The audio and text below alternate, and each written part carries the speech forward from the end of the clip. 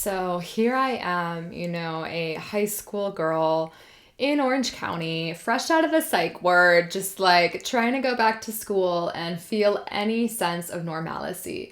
Mind you, I'm also this overachieving APIB student who is just trying her best to drown in the academia world and excel in something rather than feel all of this flux and mess inside of me.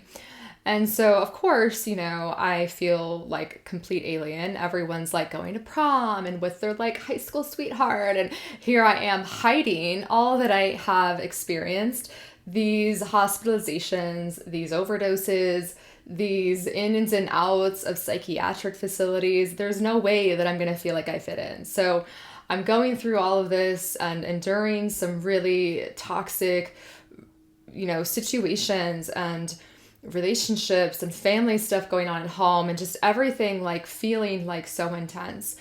But I endure, right? I stick it through. I graduate as a valedictorian with honors and I make the decision to go into nursing because I'm like, okay, maybe that's the next step for me to get closer to whatever that is that I witnessed in all of these settings and whatever it is that feels and knows that something is deeply off in this system, that something is deeply not right here.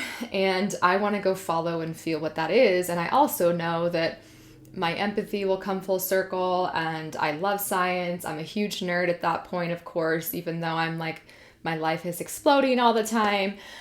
And so that's what I do. I go into nursing and I, at that point, also was diagnosed with an autoimmune disorder because, of course, all of this self-harm infliction, high levels of inflammation, high levels of survival energy, high levels of freeze state in my nervous system.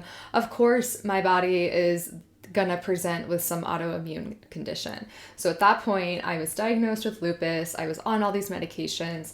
I had an eating disorder. I was like living off of 4 cups of coffee and 12 almonds every day and studying until 2 a.m. and nursing and then waking up at 4:30 in the morning to go to clinicals. And so here I am in this real state of depletion and overdrive.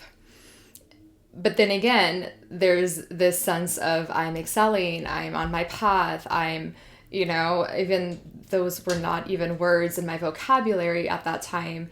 But I just felt like I was doing the right linear logical steps for me to get somewhere. And I thought in that getting somewhere, that would also get me out of pain and get me to this place where I could finally feel like I was healed. And I know that a lot of us have gone through journeys like this, whether you have been in extreme states of overdrive and depletion and running yourself to empty, or maybe you even just felt like you were manufacturing the life as it should look, as it should make sense, as it should be, and we live these lives where everything might look okay on the outside. On paper, things were looking great. I was really doing amazing in nursing school. I was top of my class, I felt like, okay, I'm going to have a stable, solid career, even though I was still in shambles. Like there was this illusory sense of security. And we build these lives out of this state of trying to get somewhere, trying to be somewhere, trying to do something. And so, there I am really fighting for my life still at that point as I'm going through school. And again, all of this was hidden for so long about my journey, about my path, about what I was experiencing. At that point too, having, being on so many pharmaceuticals, having this autoimmune condition, having this eating disorder, I was also prescribed then for my lupus pain. I mean, it was so bad. I remember I could barely even walk to class and then get back to my apartment. I would get home, I would just crash on the couch. My body's so much pain. I'm so inflamed. I barely could cry because of how numbed out I was, but it was just this I slowly felt like the life was getting more and more sucked out of me.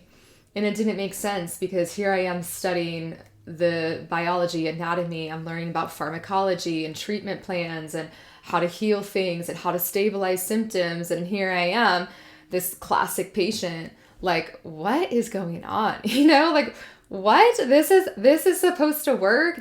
How does this work? I was always very curious. And so there I am in my third year of school, and I am in my intensive care unit semester of school, everything from ER to ICU, and really studying how to stabilize patients. And I finish the semester. I get like a 96% on my final exam, and I went home for that weekend. And I think I'm 20. Yeah, I'm 20 years old at this time. And I go home for the weekend. I was actually living in San Diego and going to school in San Diego, California. I go home for the weekend, and I remember that same night that I finish my intensive care for nursing, which was I was getting so much closer to graduation, completion, everything. But that night I go home, and this is the night that forever changed my life, forever changed my trajectory, and forever changed my path.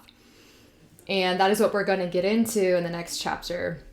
And I know for you, for sure, you can look back on your journey and say, wow, yeah, that moment was a threshold. That moment was a defining moment on my journey. That decision that I made, that direction that I went, that one spark. It's so quick how instantly life can change. It's so fast how quickly everything can turn around and your whole world can flip upside down. And I know you know what I'm talking about, whether you've experienced that in betrayal or with relationships or with losing someone you love, or going through a really difficult divorce, or going through the loss of your career, loss of stability, loss of sanity, loss of identity. I know you can look back and look at these moments and go, wow, yeah, that was a pivotal time. And how do we actually move forward? How do we actually move forward, move to the other side of those pivotal times?